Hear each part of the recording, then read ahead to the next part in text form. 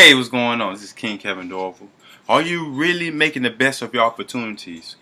Are you internalizing your vision that you have in your mind, in your brain, in your spirit that God has downloaded into you so that you can go ahead and push forward with your goals and dreams?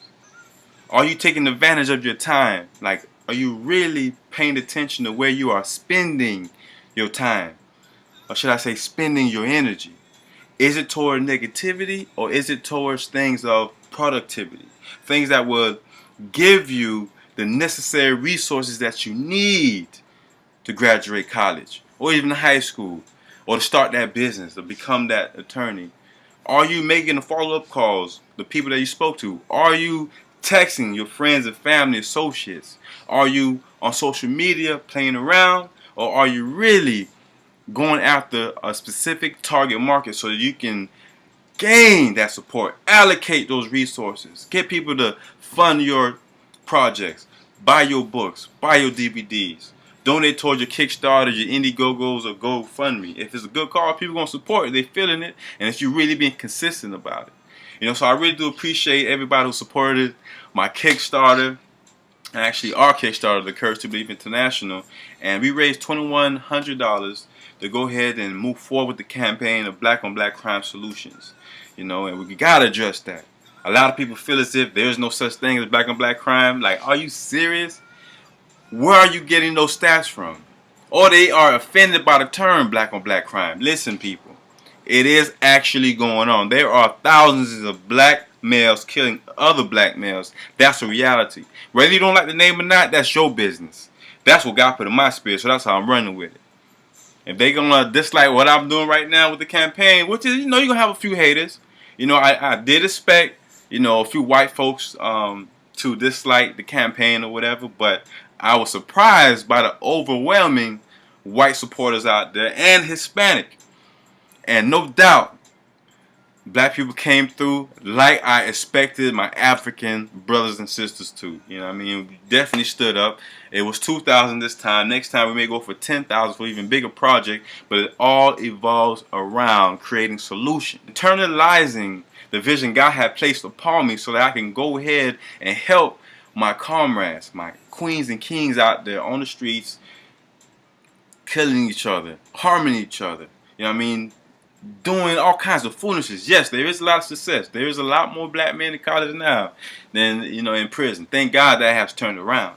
But it does not refute the fact that there are an estimated 9,000, some even say as high as 9,200 black males that die every year at the hands of the black males. Yes, police are killing our people out in the streets too, but a very small fraction. Now, I'm not saying that their lives are not important. I'm not saying Freddie Gray life was in vain. The dude in New York, Mike Brown, the way Trayvon Martin died. But what about Emmett Till? What about the young man who actually died in 1944? And his name is Stanley. His last name is Stanley. I forgot his first name. Rest in peace. But this young man died at 14 being electrocuted. Because of the justice system. The way they thought of black people back then in South Carolina, Jim Crow era. But we are far beyond that. We cannot continue as black folks blaming slavery, constantly keeping our stronghold, speaking slavery into our lives in the future. We can't do that. Yes, we have to acknowledge it. We have to give praise to God for allowing our ancestors to go through that and not us. But we are feeling the ramifications of what happened back then. Yes, that is going on. That is going on. But we have to place our minds forward thinking. Our ancestors were great at moving forward, building things. Not just in Egypt. And no doubt to our African ancestors up there in Egypt who ran the governments up there, who started the dynasties. Yes, majority of the majority of the rulers in Egypt were black. You understand what I'm saying? Don't listen to what those doctors and scientists are saying up there. They all work for some sort of Egyptian government, And that's a whole nother story. I'm not even going to get into that. But the fact remains, by knowing our history, knowing what our ancestors laid before us, knowing what they wrote on the walls, not just in Egypt, not just in Kemet, the original name of Egypt, but also in Nubia, also in Ethiopia, the land of Cush. We have a strong history. If we're going to go back in history, past slavery, go back to ancient times. Go back to the old traditions, how we used to love each other. Villagers used to love and support and watch out for the other child in the community and not just let them go out and do anything. Half our men out there walking with their pants down, butt showing. Our girls wearing anything and everything to get some kind of attention. Man, we are so much more than that. Internalize your vision. Internalize it. The goals you have. You got to do it. And those who don't know who I am, let me give you a little introduction. After you subscribe, of course, to this video. But I'm King Kevin Dorival. I've written 2 books, The Courage to Believe and The 7 Types of Queens That Kings Desire. And I just had with my team, The Courage to Believe International, my nonprofit for mentoring at-risk youth. We just had our 2nd annual Black on Black Crime Solutions panel on May 16, 2015, which made into 5 newspapers. It could be more because this, syndicated, columnists and reporters took it and shared it. This is a must. Someone with a heart and passion for the community like I am. That's why I'm making this video, because we can't constantly keep ourselves in the bondage and strongholds. 3 golden eras we had in Africa. The 3 golden dynasties, the 3 golden eggs, so to speak. That Mother Nature blessed us with. There's a consciousness of our people that we have ignored due to the fact that the system has allowed us to dissect ourselves from our culture, from who we are as spiritual people. As Africans, we are spiritual people. And I know there's a lot of white folks watching this video. Shout out to my Asians as well. Much love to everybody. But I made this video because I want to help my people. I want to help my people encourage themselves to push forward and go after their dreams and goals. The brain has over 100,000 neurons. Those are electric transmitters that all of our brains can manipulate what we have surrounding us. We can, when I say manipulate, not playing games with people, which you can use your brain to do that too, but I'm not on that. You use it to create the things you want out of life. So whatever you put your mind to, whatever you're thinking about, even the Bible says, as a man thinketh, so is he or she. That's the fact of the matter is, whatever you put your mind to. So what are you paying your time and attention to? Are you going over your books, your accounting, the amount of money you're spending on this and that to invest into your dreams and goals? Are you reaching out to people, networking? Are you, I mentioned that earlier in the video, but are you making those calls? Are you sending those emails? Are you spending the time in positive places, around positive people, and positive thoughts running through your mind? What is running through your mind? What are you using your neurons for? Our ancestors took a great amount of time in internalizing the understanding of the brain. Somehow they was able to do things we still can't figure out how they've done it. Those pyramids in Giza. We still know how they got them pyramids up along the Mississippi River back in the day before Columbus came. But you ain't gonna learn that in school. So it's up to you to learn how to utilize your brain. That concept, the mind is a terrible thing to waste. It definitely is. We can do it. We will do it. We have to do it. You got to make the best of your opportunities. So ask yourself, are you allowing the ingredients of success, which is your time, your energy, meeting opportunity with preparation?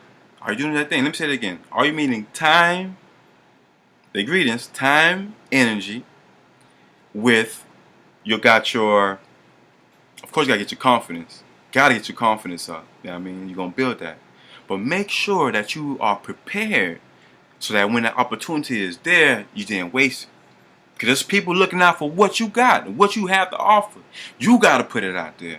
And that's what I'm doing. So I definitely hope you all continue blessing me and supporting me. Look out for our Black on Black Crime Solutions panel going around the nation, God willing. I'm definitely fighting and pushing for that.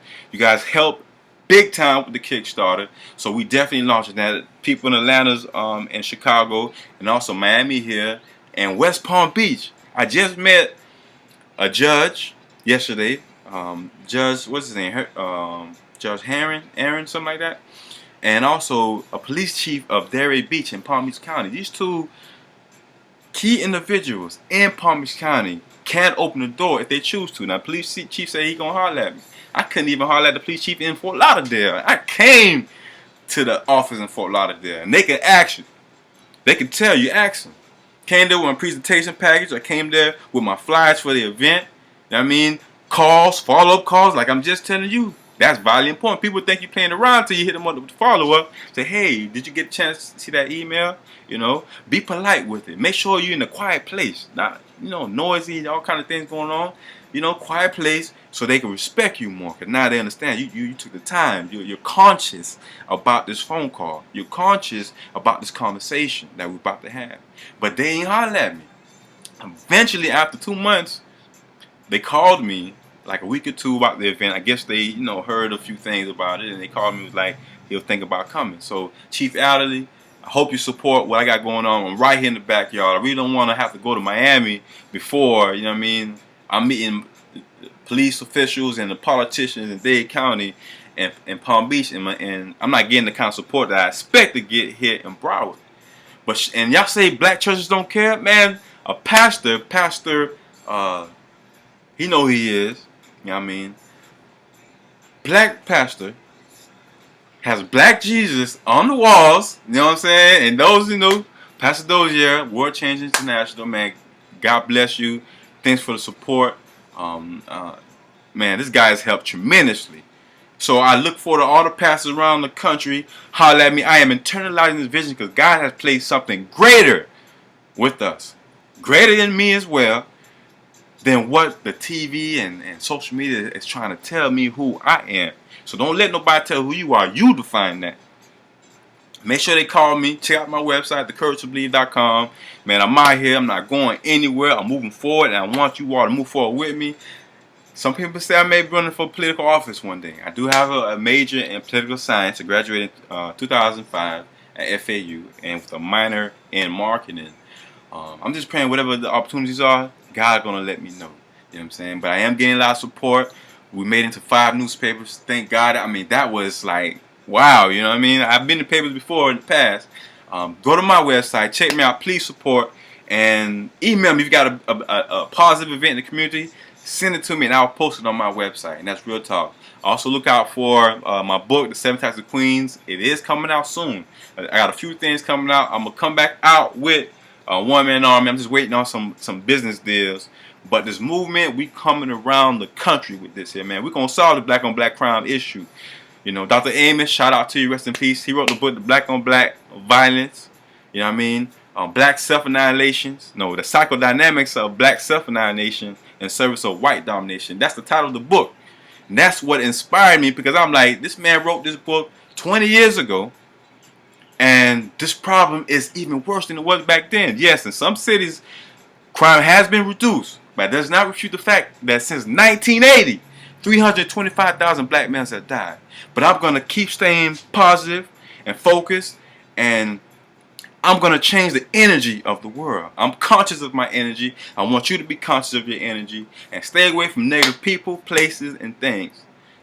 Spend more time in churches, positive places like churches. You know what I mean? Regardless of what kind of temper you at, if it's positive, libraries, in your own home, quiet, think, pray, thank God for everything. And God bless y'all. I'm King Kevin Dorival. It's been a pleasure. Internalize that vision.